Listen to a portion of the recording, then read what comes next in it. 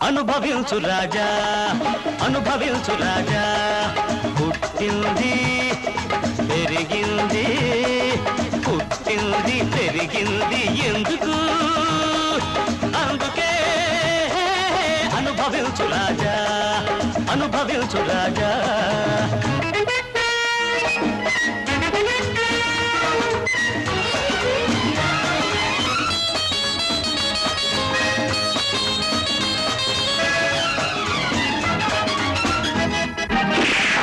మనం పో అంటే కొండలే